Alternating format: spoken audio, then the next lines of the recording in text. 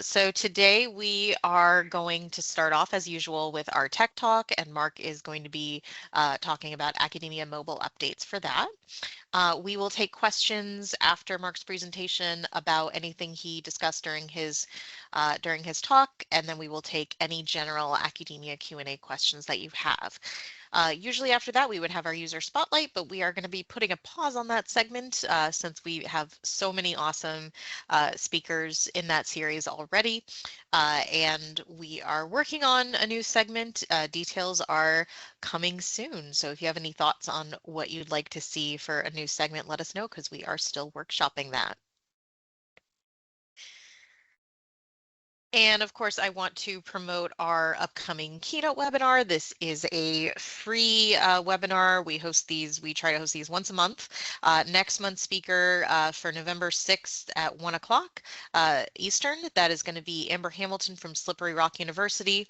And registration, as always, is free, but we do have limited space available, so be sure to register, and that'll guarantee you a spot in the live session, and will also allow you to be the first to receive the recording when that goes live. So let me get the link for that. And her topic is going to be how to leverage student leaders in the Learning Center. So how to kind of supplement your existing staffing with student leaders, and how that can really help you out there. So feel free to register for that. We're also doing a last call for our Academic Center Summit that is going to be in a couple weeks in Orlando. It is going to be October 26th through the 28th. Last year's event was a really good time. We are looking forward to another awesome session this coming year. We are going to be having keynote speaker Sandra McGuire, lots of other great breakout sessions. We are going to be touring the UCF SARC, the Student Academic Resource Center, as well as I believe the Writing Center.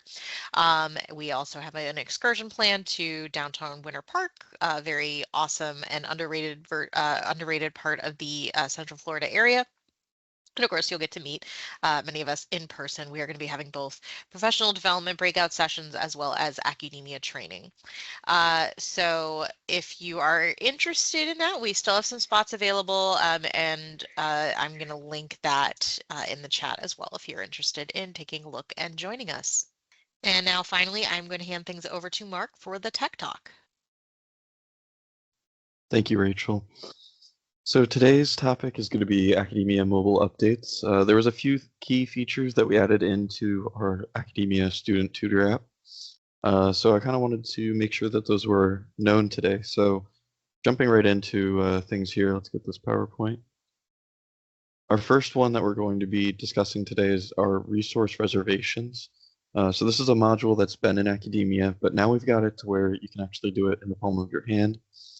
Students are able to now view resources availability, and they're actually able to make or cancel their reservations from the app. So this can be really handy if, maybe they're not able to access a computer, but they know that they needed to reserve something.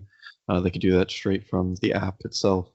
And once we're in there, I'm going to actually share my screen. One moment. So we'll actually jump into the app and kind of show you guys the different options you get there. So the two options you get to kind of search up these resources is you can use it by name or a QR code. So those QR codes can make it really easy. Maybe you have like a resource that you want to put that QR code pasted maybe outside of it so that they can reserve it. They could scan, and then they'll be able to see the availability instantly. So I've got this app to kind of show my screen. I'm going to get that pulled up for us here so we can kind of see how this is going to look for the students. So as it's launching here, we're going to get it pulled over so I can connect our device. And we should be able to pull it right over our PowerPoint here, so we'll be able to see what's going on. Awesome. So this is the Accudemia mobile app. Just to give you an idea, this is the student account. And to basically get to these different modules that we're going to be going into, it's going to be in the menu in the bottom right corner. We've got the menu button down there. And as you can see, we've got a list of different modules to kind of go in here. And the ones that we're going to be looking at first is resource reservations right here. So if I click on that, you'll see that this brings me to a list of my reservations. If there was no reservations, it would tell you to create a new one.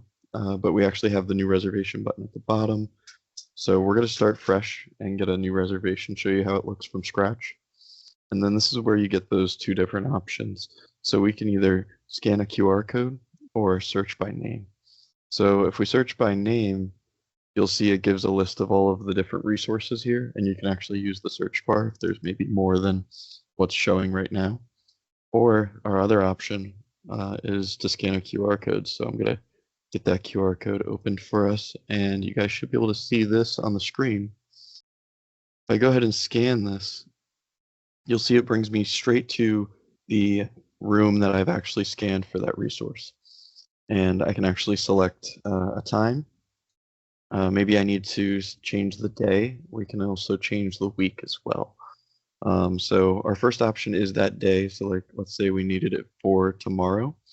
We could say that we also need it for the different durations. So if there was more than just one duration here, we could have multiple. And they would select that. And then they can select the actual block of time that they're reserving.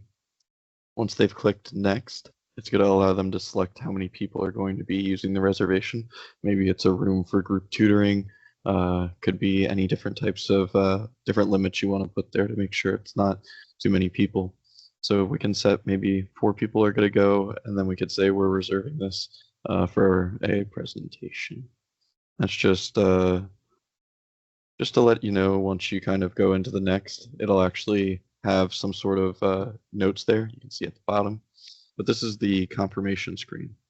This is going to allow you to make sure that all of the selections that you've made on the prior screens are correct. So we can actually see that we have the resource listed first, the number of people attending, the date and time, and along with how long the reservation is going to be for. Once I click confirm, it's going to give me a status button of letting me know that it's been confirmed and created successfully, and we can actually close out of that. And that brings us directly back to our list of resources here. And now you can see the other option, rather than making a reservation, would be to cancel a reservation. You can actually use the trash can button in the top right of each of these little tiles, and that's going to ask you if you are sure that you want to cancel, and we can click yes. And that'll remove it from the list.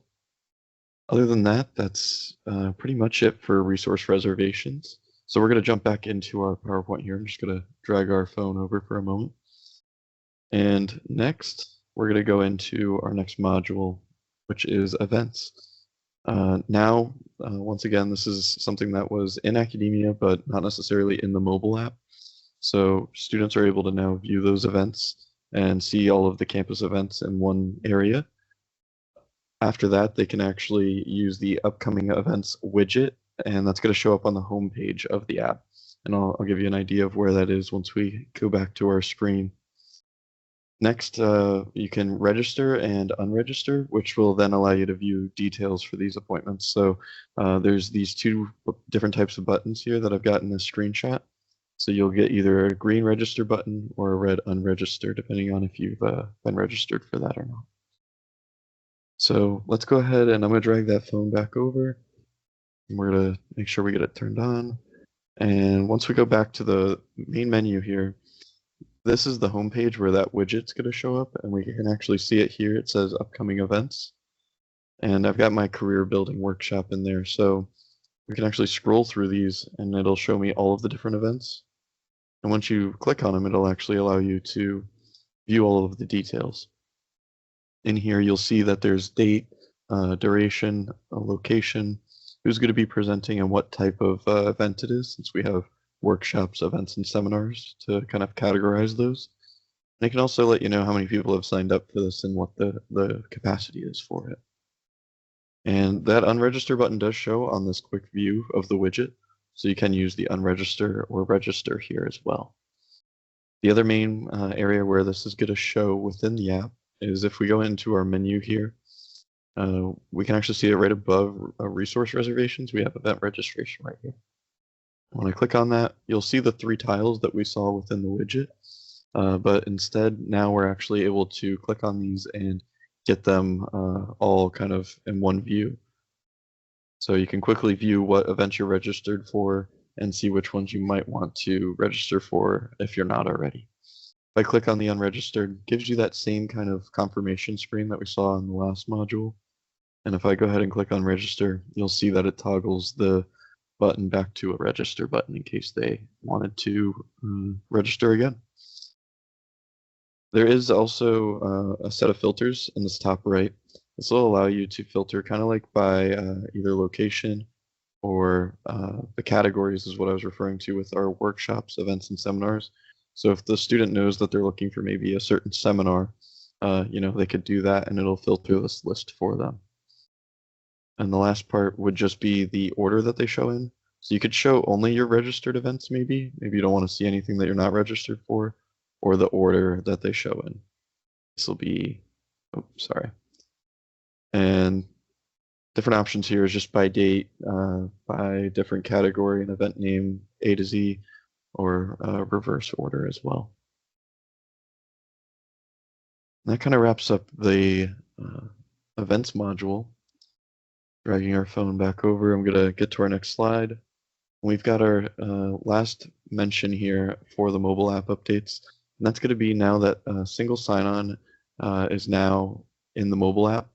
So you can now have your students use their single sign-on password that they're maybe more familiar with using, rather than having to create a password within Accudemia that's separate from their other. This is going to allow them to sign in with institutions' credentials, and it's pretty much an automatic pop-up if they're going to like log in from the let's say Safari tab on their phone, or maybe it's Google, and it's going to automatically redirect them to the app. And just one moment here, hopefully we can keep all of our screens up. I can show us a little video on how that's supposed to work. So just going to get this pulled up here.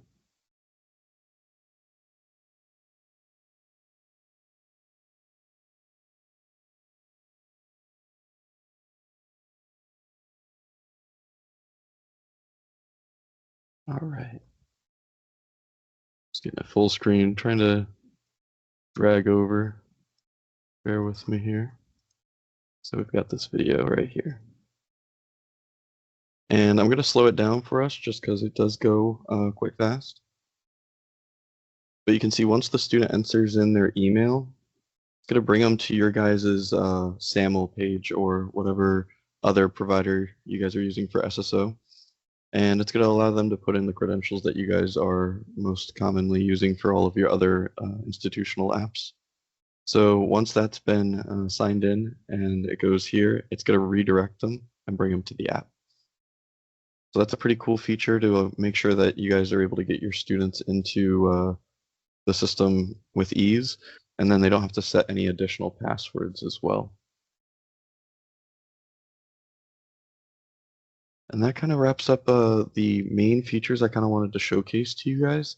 If that brings up any sort of questions that you guys have about these features, we can take those first.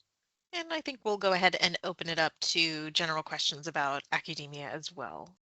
I have a couple of questions. Sure. Absolutely.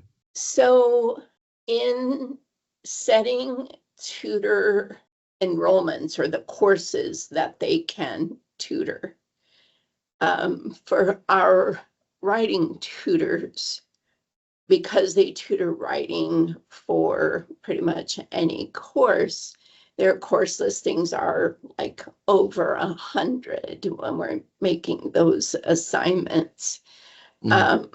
So when I was able to figure out there was one course that a tutor was assigned to that they shouldn't have been. But in that assignment feature, I couldn't search for that course.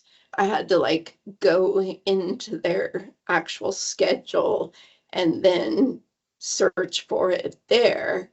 But I got to think that if the tutor had a change in schedule, then if somebody forgot to like uncheck that box for that one particular course, is there a better way or a different way, I guess, to manually edit tutor assignments other than in the schedule if you make a mistake? Yeah, so there's a few different places that you can edit that. The schedule is one of those places. You could just, make them not available for the course. But if you're trying to make it to where it's not a selection for them when they're actually making their schedule, like they're never using that course, you can actually change it either in their profile. You can actually go, it might be best. Let me see. This will be a good way for me to show. I can pull over a tab for us and we'll get logged in. So the schedule is one place, but we can also look at the user, and I'll just pull up a tutor here. But we can see their assignments here as well. So you could take the assignment out of this, which you were saying that list is pretty long. And yeah, so what it'll say, like, it'll show 100 and then it'll just say like plus 36 more or something. And then okay. if you try to search for it, and the only thing you could do is add that subject, like it doesn't Right. find that subject for you. So if you said it was one specific one, I would recommend you could go to your campus setup subject areas, and if you know the specific course, you can see what tutors are assigned to that, and you can search the tutor and then take them off. And that would be the same as doing it from the other screen. Okay, and that was under campus setup, you said? Yeah, so that was Yeah. administration, campus setup, subject areas. Okay, perfect. Thank you. Of course. And I don't want to hog if somebody has, I have one more question, but if somebody else needs to ask something, I'll wait. No, go ahead. I see someone's typing, but it hasn't come through just yet. So, yeah. Okay, so my other question has to do with the appointment email templates. Some of my tutors have asked for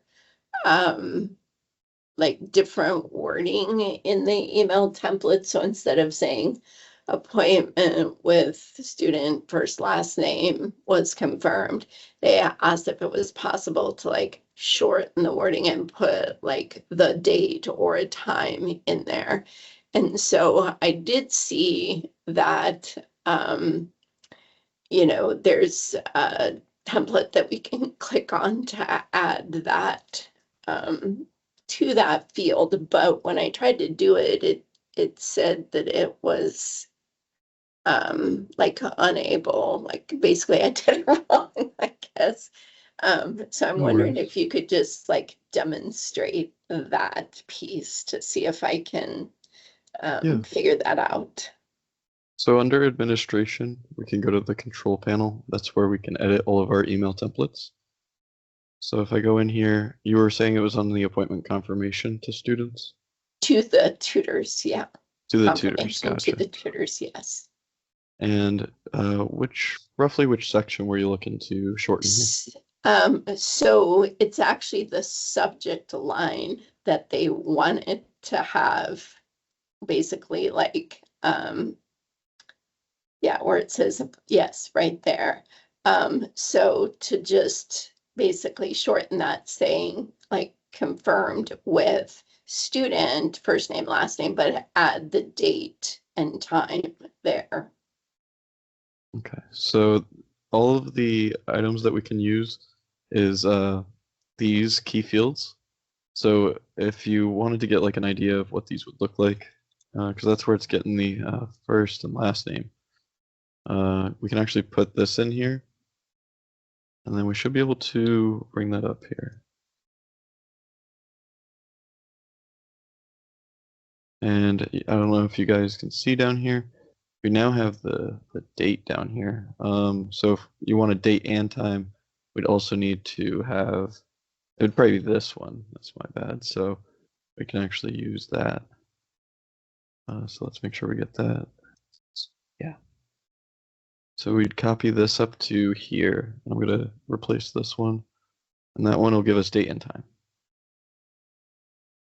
So you'll go to other info. You'll get this current date and time. You could paste it into your email here, and then you could always just delete it, but that'll give you the code that you're looking for. You can take those out, and then you'll paste it into your subject line up here. Okay, so you use the current date and time. I think I was trying to use the appointment info field. Yeah, so if we're doing it for the appointment, we could do start time would probably be the best one. So let's see, let's place that with start time. Do X and paste. And this one's just going to be, let's see. Yeah, so it's a fake date just because it's a preview. But this is the one that you probably want. So I can paste that in the chat for you. Appointment start time. Perfect. Of course. And then I did see that Allison had a question, if that did answer the question for the email templates. Yep. Awesome. So Allison says, we do group tutoring. If I need to reschedule an entire group of students at one time, is there a way to do more than one student at once with the reschedule feature? Or is it just cancel and do a new appointment? So when you're modifying multiple appointments, I don't believe it's going to allow you to edit them. It's just going to allow you to cancel. So that is the best way to probably do that for the group appointment. I have a question, if that's okay. Yeah. Does that answer the question though, Allison? I just want to make sure we close out that question. We'll jump right into yours. No worries. Yeah, that did. Thank you. Of course. And Michaela? Yeah, thank you. So we are wondering if it's possible to, when we create a virtual link and we have the QR code from that virtual link and students scan it to sign in, if it's possible to have them just immediately be signed in and not have a confirm page. So we just learned that we can uncheck the confirm, like sign in. So we've unchecked that. And I kind of wanted to confirm this pattern. So we've noticed that whenever we have instructions listed in the virtual link, it still shows the instructions and makes them click join, like to confirm that they want to sign in. And if we don't have any instructions in the virtual sign-in link, then it just automatically signed us in based on one test. So I just wanted to confirm, is that correct? Like if we want them to just be able to scan the QR code, sign in instantly, do we just not include instructions? Is that true? I would need to look into that in a little bit more in depth with you. Okay. Just based on the setup, because normally, depending on how they're signing into these virtual links, that redirection should be with that join button. So I'd want to make sure before giving a definite answer here. So we could definitely meet and do that through a small little troubleshooting session. Okay, thank you. Of course. Awesome. Well, good. Well, I'm glad we had some questions this week. Yeah. Thank you everybody for participating. And of course, if you do have questions down the line, you know where to find us. But thank you everyone for your time today. And of course, Mark, thank you for doing the Tech Talk. As a reminder, we are doing a last call for registration for our Academic Center Summit. That's going to be October 26th through 28th. And we are also accepting registrations for the for our webinar that we have next month. That is free. So thank you everybody for your time today and have a great rest of your week. Bye everyone. Thanks for coming. Bye everyone.